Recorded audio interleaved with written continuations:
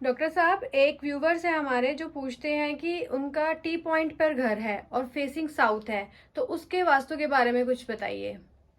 देखिए, जो आपका मैप है इसमें काफ़ी सारे क्वेश्चंस और लोगों के भी इसी से रिलेटेड हैं कि साउथ में अगर टी पॉइंट हो तो उसका कितना नुकसान होता है। बेसिकली साउथ एक यम स्थान भी कहा जा सकता है, मंगल का स्थान भी कहा जा सकता है। और आपने जो पूछा है बहुत सारे व्यूवर्स ने हमारे कि मैप के माध्यम से उसे समझाइएगा, क्योंकि हम सेमिनार्स में तो अक्सर ये बताते रहते हैं, बट यहाँ पर हम आपको समझाने का प्रयास करते हैं कि देखिए, जो आपका टी पॉइंट आएगा वो अक्सर आपको, ये साउथ साइड है और ये आपका जो घर है इसका, ये आपका कंपाउंड में एक हाउस है। ये आपकी रोड जा रही है इससे लगी हुई, और इस रोड पे बेसिकली एक हाउस यहाँ बना हुआ है ये रोड पे, और दूसरा ये भी एक हाउस बना हुआ है, ये भी एक हाउस बना हुआ है। ये रोड आ रही है और ये आपकी या तो इस गेट को हिट कर रही है या आपकी कोठी के इस गेट को हिट कर रही है। बट ये पूरी कोठी पे कहीं ना कहीं साउथ से रोड आ रही है। अब आपने जो मैप दिया है, अब यहाँ पर एक बात समझ लीजिए, ये आपका नॉर्थ हो गया और इसके साथ साथ ये आपका ईस्ट हुआ, ये आपका वेस्ट हुआ। अब ये समझें कि आपका जो मैप आया हुआ है हमारे पास, या सब जो लोग और भी देख रहे हैं वो समझना चाहते हैं कि साउथ पे टी पॉइंट मिला आपके घर पे, और क्योंकि आपका घर बना हुआ है इसमें एक बेसमेंट भी आपने बनाई हुई है। बेसमेंट की गलती क्या करी हुई है, जो बेसमेंट आपने बनाई है वो पूरी पूरी पीछे बना ली है। ये आपकी बेसमेंट है और इस बेसमेंट में आपने मिस्टेक क्या करी है, ये आपकी बेसमेंट है नीचे, जो यहाँ पर नहीं होनी चाहिए थी बेसमेंट। वो बेसमेंट का पार्ट आपका यहाँ से शुरू होना चाहिए था। इसको हम दूसरे कलर से आपको समझाने का प्रयास करते हैं, रेड कलर से। बेसमेंट आपकी यहाँ होनी चाहिए थी अगर होती भी तो। ये बेसमेंट का पार्ट कहा गया है।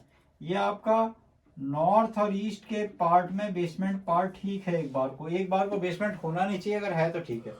अब रोड पे से जो आपकी साउथ की टी पॉइंट आ रहा है, इसमें सबसे ज्यादा नुकसान होता है कि ये हिट नहीं होना चाहिए, और जो हिट हो रहा है इसके लिए आपकी बिल्डिंग पूरी बनी हुई है। जो बिल्डिंग यहाँ तक आपने बनाई हुई है, इसके रेस्ट ऑफ पार्ट खाली रखे हुए हैं।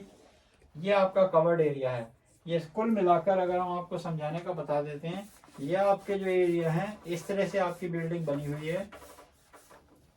ये एरिया आपके ओपन है। पीछे आपने करीब आगे आपने 15 फुट की पैसेज छोड़ा हुआ है। ये एरिया आपने 15 फुट छोड़ा है। ये आपकी दो एंट्री हैं। यह कार पार्किंग की जगह, दूसरी कार पार्किंग की जगह आपकी दोनों गेटों से है। अब आपने क्या करना है कि इसकी रेमेडी समझ लीजिए। यहाँ पर 1 2 3 4 5 6 7 इसके हिट होने तक एक अशोक का पेड़ यहाँ लगाइए, एक अशोक का पेड़ यहाँ लगाइए, एक अशोक का पेड़ यहाँ लगाइए, एक अशोक का पेड़ यहाँ लगाइए, एक अशोक का पेड़ यहाँ, एक यहाँ, एक यहाँ और एक यहाँ। ये आपने 7 अशोक के पेड़, जितनी ये टी पॉइंट हिट हो रही है इस पे लगा दीजिए। दूसरी एक रेमेडी और बता देते हैं। एक स्वास्तिक बनाइए इस तरीके से। ये आपके स्वास्तिक हो गए। इन स्वास्तिकों की चेन बना दीजिए, इन स्वास्तिकों की चेन बना दीजिए।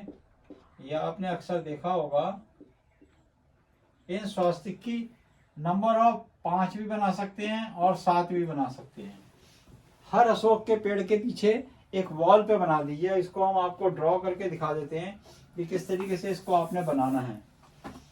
मान लीजिए ये आपकी बिल्डिंग की बाहर की वॉल है, तो इस वॉल पे, ये वॉल आपकी दिखाई देती है, तो यहाँ पे आपने एक स्वास्तिक बना दिया, एक स्वास्तिक आपने यहाँ बना दिया, एक यहाँ बना दिया, एक स्वास्तिक आपने यहाँ बना दिया। स्वास्तिक का कोई कलर भी होना चाहिए? बिल्कुल होना चाहिए। यहाँ पर बेस जो है उसका बनाइए येलो और रेड से उस पर लिखिएगा, क्योंकि ये मंगल के एरिया से हिट हो रहा है। ये एरिया है मंगल का एरिया, ये मंगल के एरिया से हिट हो रहा है। ये साउथ का एरिया है या मंगल का एरिया है, लाल से लिखिएगा। पॉजिटिव एनर्जी आपको नॉर्थ ईस्ट से चाहिएगी घर में, तो पॉजिटिव एनर्जी का बेस बना के रखिएगा। और मंगल से जब हिट होगा तो वो रिफ्लेक्ट होकर आपकी जो नेगेटिव एनर्जी आ रही, क्योंकि टी पॉइंट पे हमेशा नेगेटिव इफेक्ट आते ही हैं, तो उससे बचने के लिए मंगल से रेड कलर से लिखिएगा और बेस जो बनाइएगा वो येलो का बना के रखिएगा। ऐसे ही आप जो ट्री भी बनाएंगे, तो ट्री बनाने के नीचे जो बाउल होते हैं, जिसको बाउल रखें, या तो आप येलो के बना के रखिएगा और उस पर बॉर्डर लाइन रेड की कर लीजिएगा, तो आपका बहुत अच्छा वास्तु रेमेडी हो जाएगी।